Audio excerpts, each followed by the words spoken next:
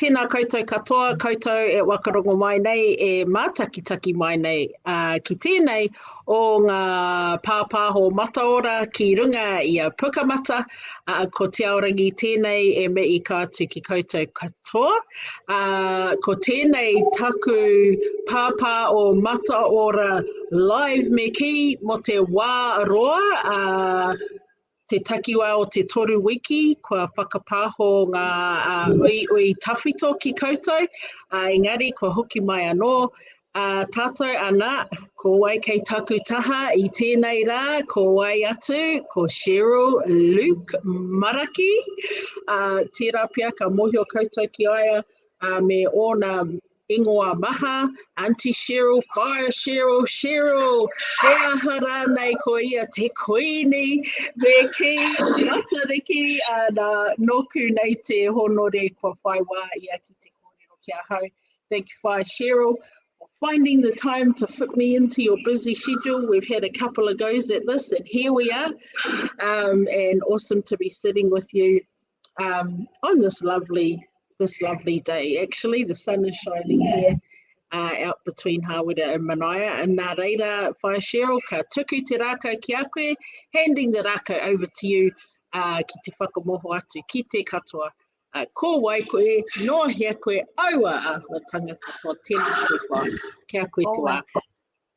Tēnā rā koutou.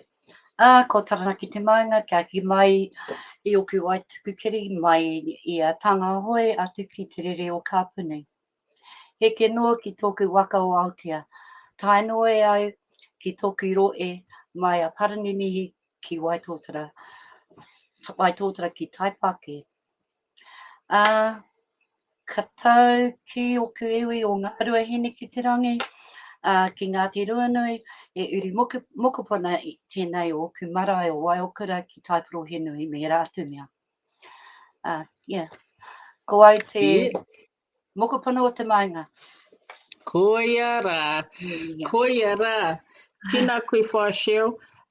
You know, when you say that, mai paririnihi ki Waitōtara ki Taipake, there, so your mum, man. And as soon as you said that, I was like, oh, hello, Nanny Joyce. She just reminds us. Yeah. Oh, well, yeah, she just reminds us all the time, right? Don't you forget. Actually, from the bottom to the top.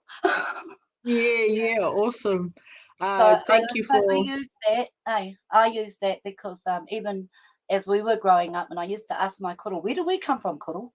And that's what he'd tell me. Yeah. You know, and he actually never chose a waka.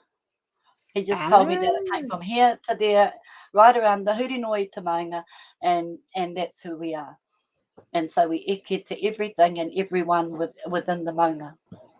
So yeah, so that's what but really growing up in the south. So you know, I'm a product of the Tonga, and I'm of an age group old enough to have been around when some of our kuia and Korero were still here, and young enough to have appreciated them, I think. You know, so yeah. I think I'm really lucky. Lucky. Yes. And we're really, really lucky you're here tonight, because now that you've said that, that's a great segue actually into where we're headed. We had your youngest sister on here in the first cohort of interviewees, and I told her right from there, I'm going to get your tōkana to agree to this. Don't you worry. And I was looking forward to this the whole time, because I love that sort of teina tuakana kōrero, two perspectives on life, and so that's where we're going to head, Fire, just along that line, really. Yeah. All right, so ko ai te mātāmua o toki whānau. Is it? Toko wetu. Toko wetu o aku teina me aku tingane. Toko toru ngā teina and toko toru ngā tingane. But in saying that, and my parents, my dad is in the middle of his family, in the middle of 14, 15. And my mum is, she's the eldest of one family and in the middle of another family. So we have a mixture. And then with me, so we have 9 children, but we have 3 puna. He has 3, I have 3, and we have 3. So, and most of you know the younger 5, which are all mine. Yeah, wow. Yeah, so we have 9 children altogether. And being the mātāmua, I don't know. I think we have different responsibilities as tuakana of the whānau. We have different responsibilities, and those are to support our parents. So our role was to support them, to help them with the younger siblings, to help around home, to, you know, that was our role. And so we learned to cook early, clean early, change a nappy, you know, all those things that and it was because I think my mum had all of us within 11 years. Yes. With a couple of miscarriages in between. So, you know, yeah. And that puts pressure on a family when they're so close together. So, yeah, it was our responsibility as the older tamariki of the whānau to support what happened. But I think I was fortunate because my uncles and my aunties used to feel sorry for me. So every holidays they would come and get me. And so I would go to Wellington by Uncle Richie, and then I'd go over, you know. So I was always away during the holidays because they'd just come and pick me up and take me for a couple of weeks. So, yeah. Oh. But that's the beauty of whānau, eh? Because we had a big, robust whānau, and so we always had whānau around. And in saying that, although Mum and Dad had 7 children, they probably had like 27 children because we always had kids coming in and out of our home. There was never a time that I can remember as a child that we had under 9 kids in the house at a time. You know, there was always somebody's child there. And because we lived at home, so my dad for our family is the ahikaa. He's never left home. He's always stayed here. And so as we grew up, all of my aunties and uncles who lived in the city, every now and then they would send their kids back. Well, they usually landed either at Nana's and Koro's or at our house. So, you know, we had an interaction of lots of our cousins living with us on and off. And that was good. That was good for me because most times they were older than me. So, yes, you know. And give you a break. Yeah. So that was good for me. But yeah, that's basically our life was like that. But we had very busy parents. So my dad's an engineer by trade, a very good engineer. But he was very busy. Plus, he was always in his sport, and he's a hunter food gatherer. So he was always doing that type of stuff. My mum, on the other hand, she was into everything, every committee going. Plus, she took us to sport. Yes. I don't wish that on anybody. having your parent as your coach is sometimes very, very difficult. Because their expectations are so high. You know, they're just so high.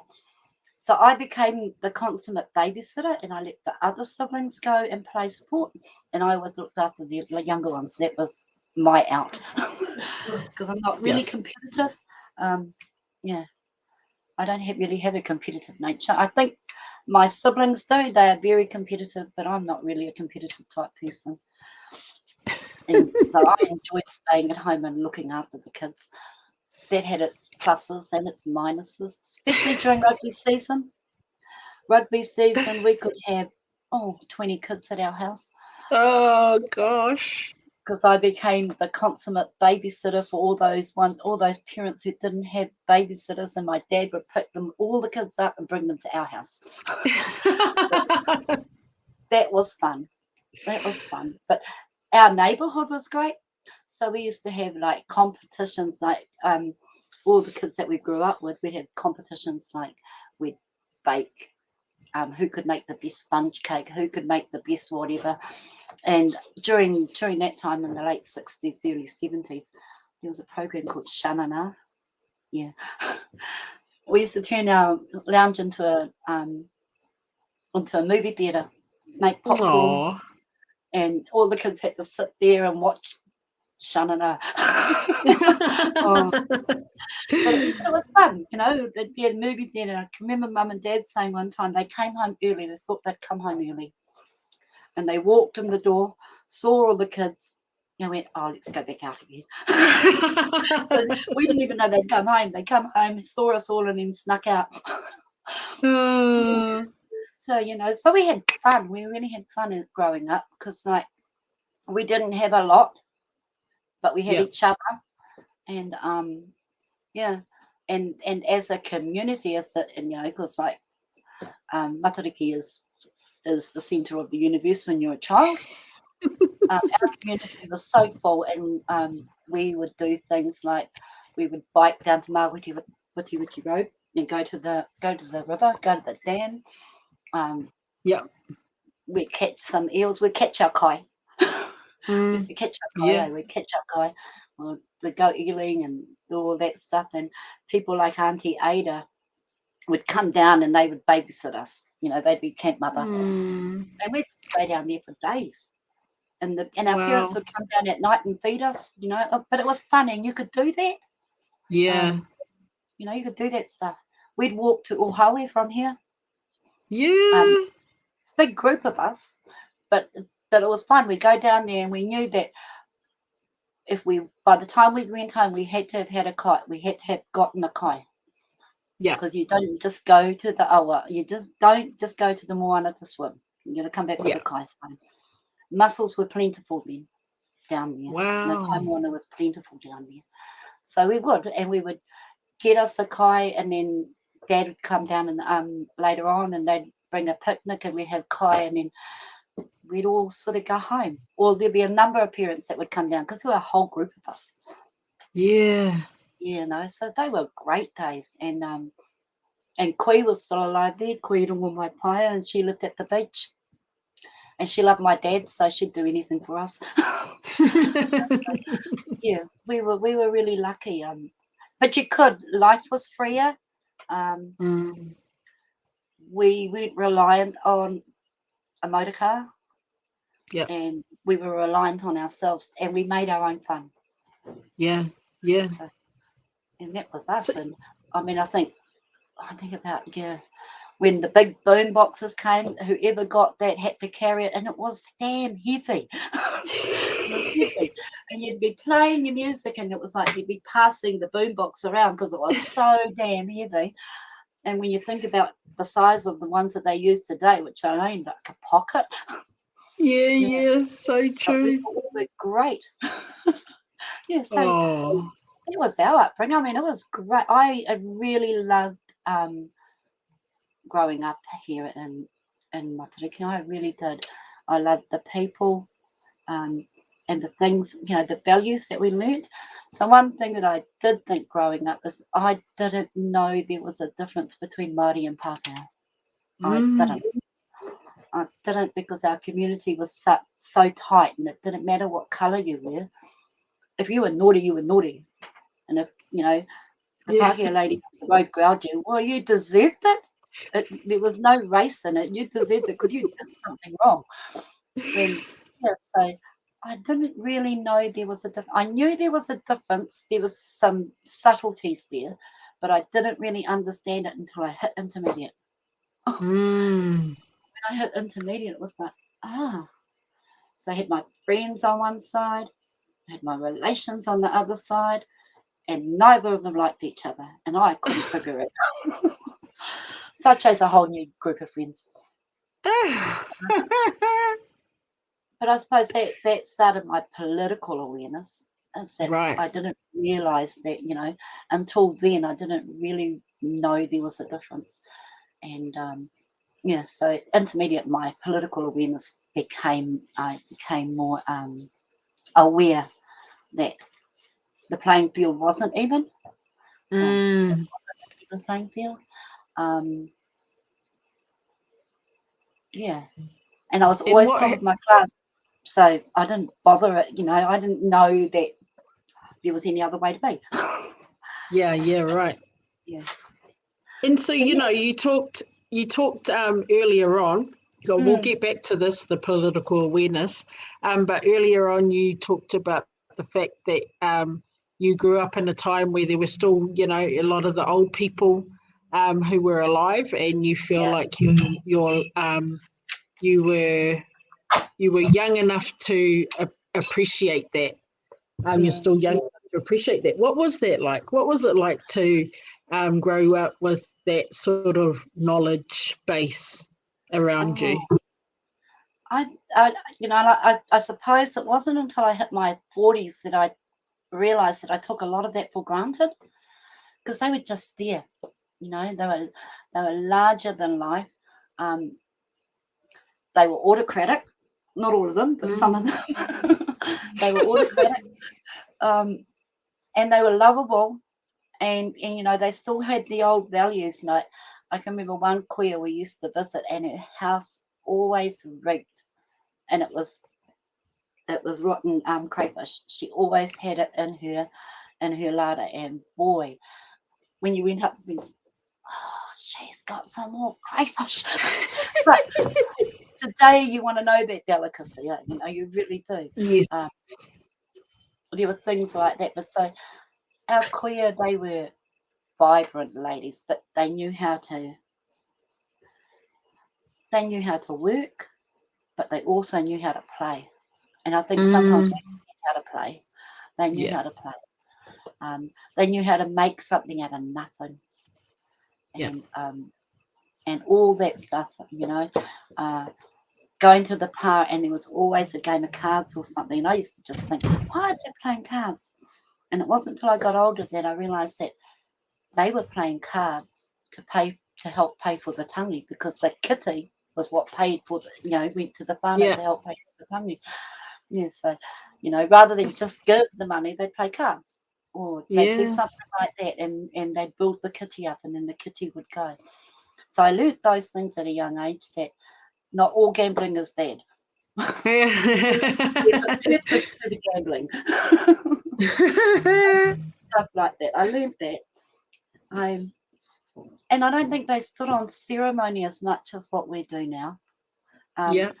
They knew who they were. They knew what their kaua was, and they knew what they were supposed to do, and they weren't afraid to do it. You know, they weren't afraid to do it. We will second guess ourselves and say, is this right? Is that right?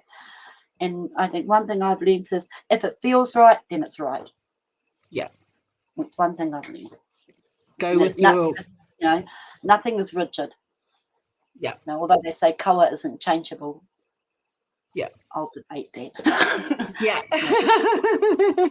You know, so I'll debate that. But yeah, so having those ladies, and it was women, so our women are very, very strong. Our men are quite humble, but it's our women that are the fighters. It's our women that first that pushed a lot of what we've got today. You know, when the Waitangi Tribunal came into being, it was the women that led it. It was the men that were the mouthpieces, but it was the women that were doing all the work in the background. And I wasn't home when they started that process, but I came home, and but that was it. But like those women, like people like Koe Moerewerua, she, well, I thought she was lovely. Some people tell me no, she wasn't. But to me, she was good. She was good to me, and but she had so much knowledge. Auntie Koe did, and lucky enough to be a part of her life, lucky enough to be a part of Auntie Mate's life, and Auntie Millie, you know, all these people lucky enough to be a part of their lives. Kui Taku, you know, Kui Olive, all those ladies, there's so many of them.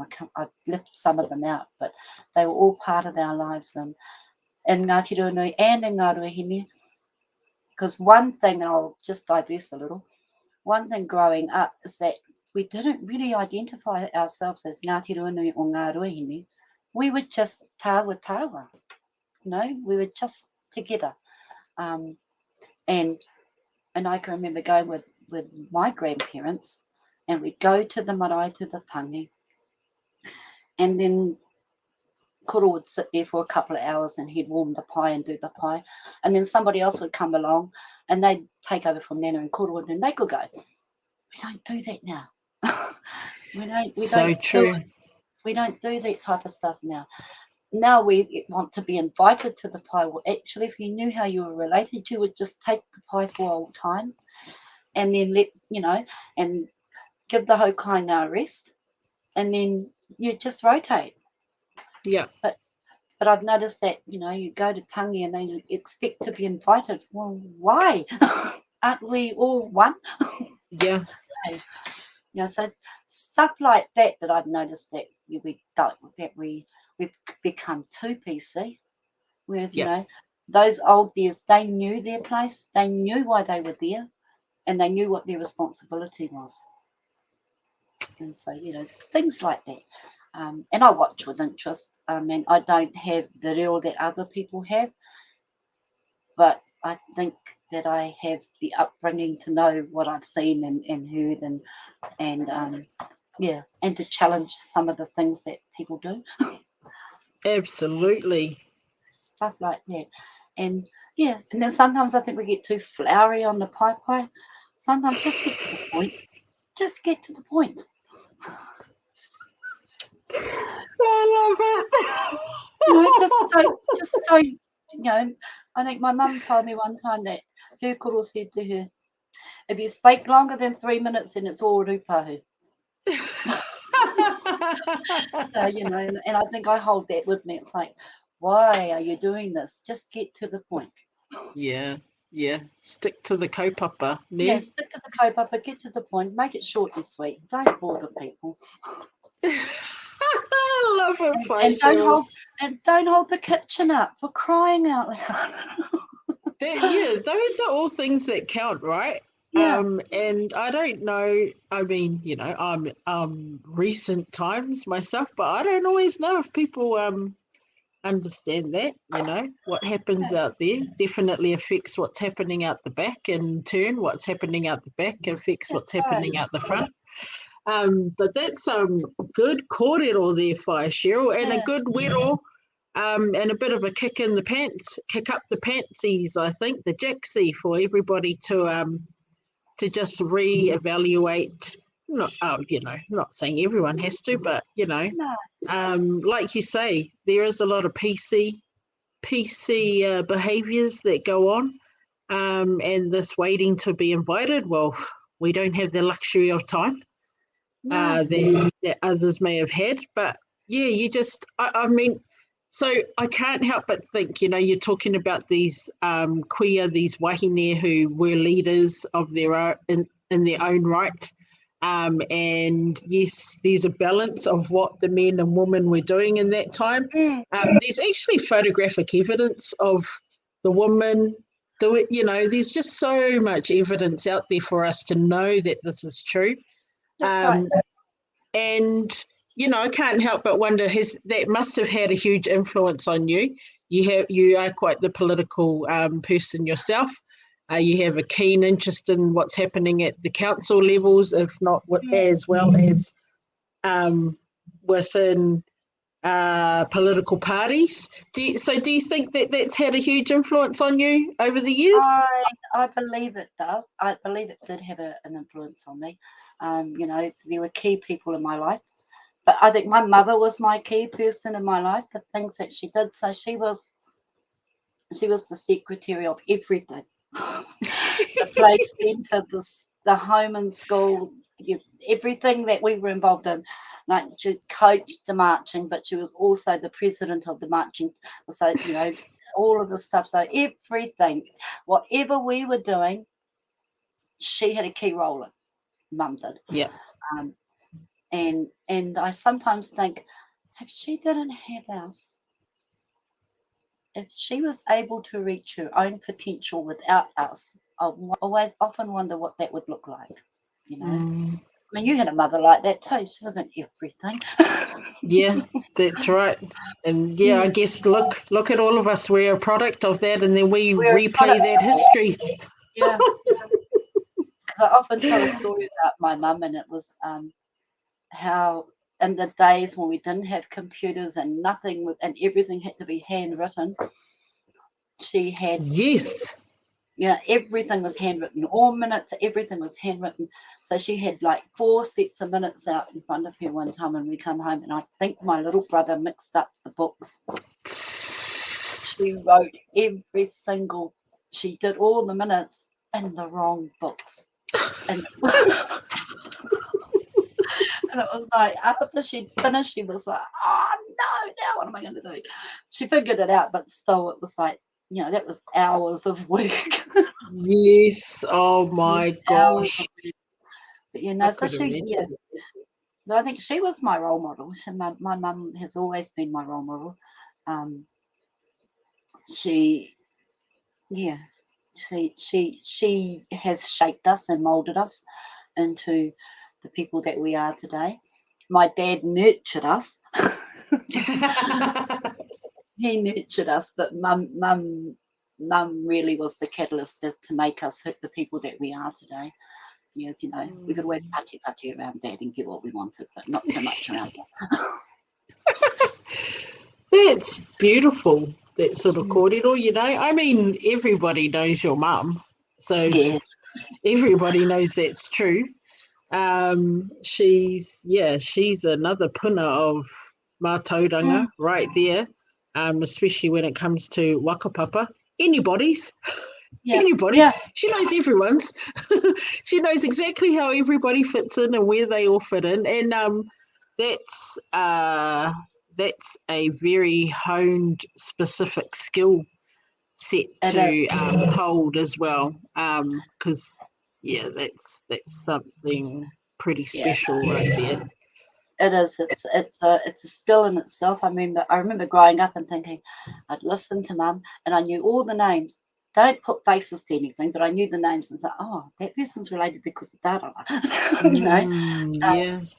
And I suppose growing up with Mum, it's like, don't call me cousin unless you know how I'm your cousin. Yeah. You know, I would call you cousin if I know how I'm your cousin, but I won't do it if I'm not sure. You're not just a cousin.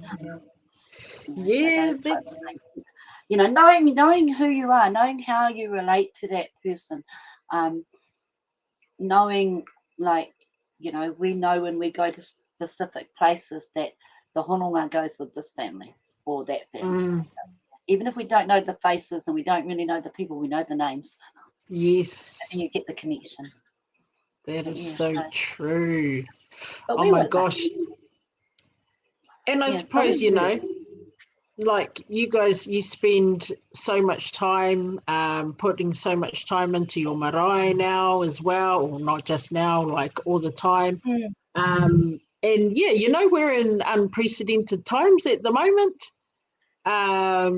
We're going through this whole new thing of learning how to live, I guess, in another sense, in regards to COVID and the push has been the vaccination and the testing, but the conversation that is being encouraged, especially down here at the moment, is really about how do we carry on with life and do our best with it, and especially in regards to our marae, and you know, keeping that principal home accessible to everyone.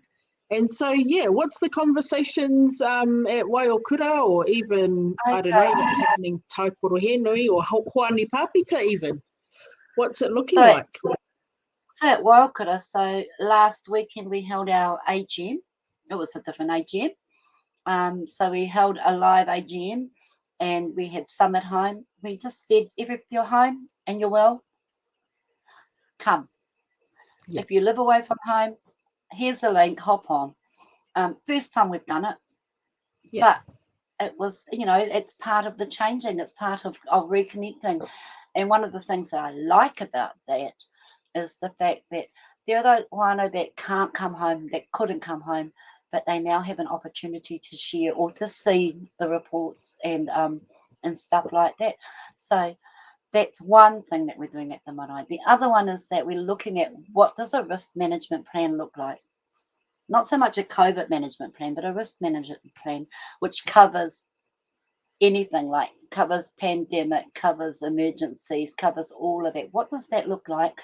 And how do we communicate that to our whānau so that we can all use the marae safely? Okay, so those are the things that we're looking at the moment. So at the moment for Waiokura, we're open, but we're not taking overnight stays. Yeah. When it comes to tangihanga, that's a totally different conversation. That's a conversation we'll have with the whānau, and we'll work out what that looks like. And the only reason we're not taking overnight stays is because some of this mandating stuff and some of the stuff that the government is putting out is really quite scary for us as trustees. Because it's our responsibility, and it's like, okay, so how do we do this safely so that everybody understands this is where we fit and this is how we can do it? We've got to have the conversation about vaccinated versus unvaccinated. I'm not for mandating that on the marae. Yeah. I believe that we should follow all the safety mechanisms, whether you are vaccinated or unvaccinated. So wear your mask, sanitize. If you're unwell, stay home. Simple. Yes. 3 simple things that keep us safe. Yeah. Yes, absolutely. Yeah, just 3 simple things. Follow those 3 simple things, and whether you're vaccinated or not, we'll be all right as long as we follow that. So those are the things that we're working on at the moment. And it's also, what does a deep clean look like? Everybody says deep clean. What does that look like? So we're trying to work out what that looks like. I think WIT's going to be our first case for that, to see what a deep clean looks like. Because they've made a request, and I think we're going to honour it. But yeah, I think that. But so what does that look like? So the marae can still live, the marae can still breathe. It was great to have the vaccinations at the PA on Friday. Yes. We've been fortunate enough to have Manaaki marae from WIT at the marae 3 days a week. And before we went into this latest episode in the COVID saga, our kids were using the marae 3 days a week, and it was great for couples, and I think the trustees, we want our marae to live, but how do you make it live without compromising everybody? So it's been really great having those types of activities on the marae, not just for tangihanga. Yes, that's so true. That is so true. Like,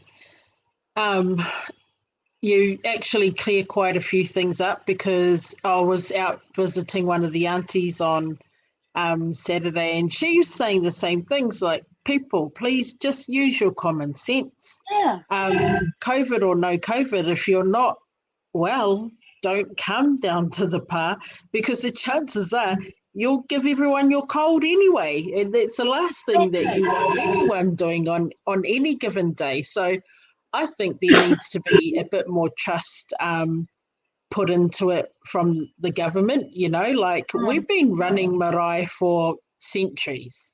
We've been dealing with people being sick. We've been dealing with all sorts of things for centuries. We know how to move with the times, and we know how to roll with the punches. And we know our families. We know them. And I love that kōrero about having those conversations with the whānau if it's a tangihanga, because it actually allows a conversation.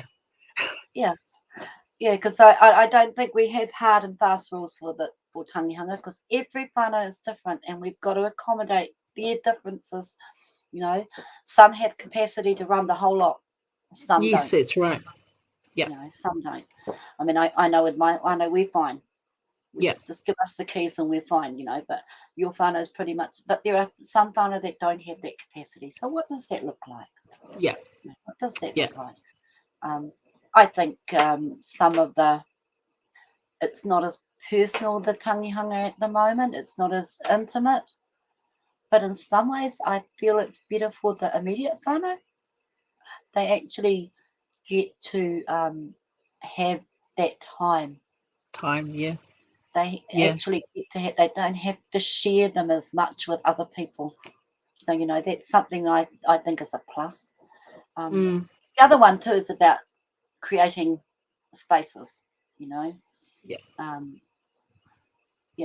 There is this space, you know, there's your space and my space, and I think our kaua and our tikanga provide for spaces. Totally. So those types of things, because I'll let you in on the secret, So I don't hongi everybody. If I don't like them, I don't do it. Or if I'm not sure of them, I don't do it. You know, because it's the breath of life. You know, you're sharing your heart with their heart. But if you're not comfortable with that person, you don't have to do it. It's not exactly. You know, it's not a given that you do it just because you're in the line. You don't have to. That's right. So, you know, and it's those types of things. So I think some people think they have to, but actually you don't. You don't have to. And in COVID, you definitely don't have to. I suppose for me, that likes my space. That's one thing I like. You know, this is so true. You know, I like my space, so it's like, oh, I don't have to do that. So that's quite good. Because you watch half of us my age, when it comes to that stuff, and then start going around to do the hariru, we all sneak to the kitchen, and then we come back out later. We've done it for years. Crack up. You know, so there's some spaces that have been created with COVID that allow us to do some things. And I heard something interesting that Chase said, and he said that maybe we'll learn to cry again. Oh, absolutely. That maybe we'll actually learn to cry again, that we'll hear that kuia wail again, you know, that real kariaroto stuff that sends your mind, sends your blood curdling. Because we have gotten into a stage where we rush it through and we don't take that time to grieve, to really grieve. So I think COVID provides that opportunity to actually grieve. You know? Yeah. And let the hupe and the roemata flow to Papa Tuanuku as it's supposed to let it all out. Isn't that interesting that it takes a pandemic for us to sort of, in a sense, because we're having to change tikanga that have been changed anyway, because you know we've things have evolved and circumstances are different, and we get to this point in life, and we are trying to head back to what was before. And then we have this pandemic, and we go from last year lockdown being, you know, no one allowed with these two papaku to now it's, you know, a bit more relaxed. And then you are hearing the stories of whānau who are like, wow, you know, you see it more often than not now that whānau are saying, please let us have one night with our whoever it is to ourselves. You just generally, you wouldn't have necessarily had that in the past, you know. The expectation would have been you get ready, you get to the marae, and everybody's going to be there. And that even takes it away from, you know, the older times when it was whānau hapu first, and then haramai te iwi, haramai te motu. Yeah. So it is kind of, in a sense, taking us back, I think, to those moments of intimacy with our own whānau, and then broadening out as we can. That's right. Yeah. And I think it's a good thing. In some ways, it's a really good thing.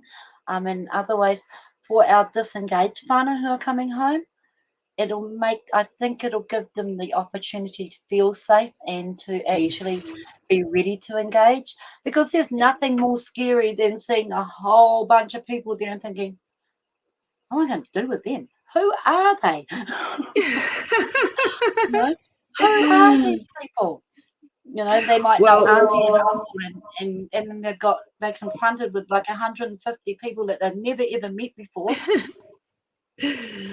Well, you know, one thing I'll give Waiokura, boy, I have never been to so many different hāhi services in my whole entire life, but you can guarantee that at Waiokura, everyone gets their chance to take their hāhi into the whare and take care of their own tūpapaku. And it's been, look, the one thing is, I think we're a little bit different from some marae. So we are whānau based. So whoever, for most tangihanga, it is reliant on the whānau. The whānau, you know, the whānau have the mana, and is what they want and how they want it. It's not, we're not hard and fast. We don't have a hard and fast tikanga on Waiokura. It is quite, you know, so it will go with the flow. So, and it allows for anybody to come in, because we're all much of a muchness. I mean, hey, we've got Catholics, we've got Mormons, we've got Methodists, we've got everything. It's a big melting pot.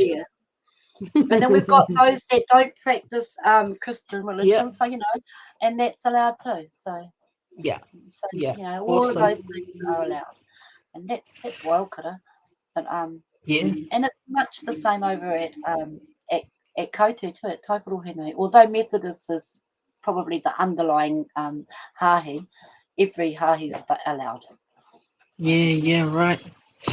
Well, Whai Cheryl, that's been awesome. I mean, there's about 4 different places we could have gone right now even, but I'm just conscious of time. But this can always be, like I said to Whai Kush, part 1 of part 2. Oh man, I'd love to get your mum. I'd love to get the opportunity to sit down with your mum and have that korero with her too. But yeah, thank you, Whai Cheryl. Have about 10 parts with her. Hey, that's fine. It's fine. Yeah, thank you. That's really good korero at this time, I think. Just allowing us to remember, you know, like, we're not doing that bad, guys, you know. We're doing all right. And we can have our own conversations about how to deal with this COVID-19 issue at the moment within our own marae and in our own hapu, in our own whānau. I think that's definitely the Aotea Waka approach at the moment, is for us to be talking about it.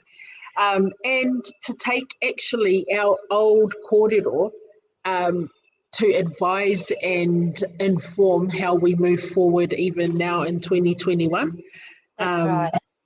Yeah, I think that's really important and it's quite comforting too, for people to hear at this point in time. Nā reira e mihi ana ki koe Whai Cheryl.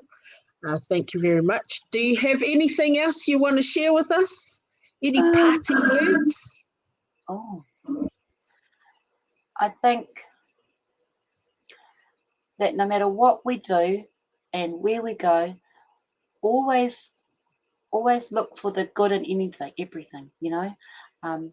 Look for the good in everything, and always be the best person that you can be. Not so much what other people expect of you, but the best person that you believe you can be. Always. Nice. Always strive for that, because if you do that, then you'll believe in yourself. Because if you don't believe in yourself, how can anybody else believe in you? There you go, whānau. You just heard it here. Believe in yourself, otherwise how can anyone else believe in you? And it's so true. You know, if you have to stand for something, or you stand for nothing. But yeah, Okay, before I start going on and on, because I'm feeling like there's another coho that could come off that. Ka mihi anō ki koe, o tira ki tō whānau hoki, I tēnei wā, ko te tūmanako kei te noho āhuru te katoa I tēnei wā. Nā ki koutou e whakarongo mai nei, e mātakitaki mai nei hoki, noho haumaru ai ki tō koutou kāinga, noho moho ao tonu, ki roto I o koutou. Ware, e te iwi, hei konei, hei kona tūrau, Hawaii. Ka kite anō.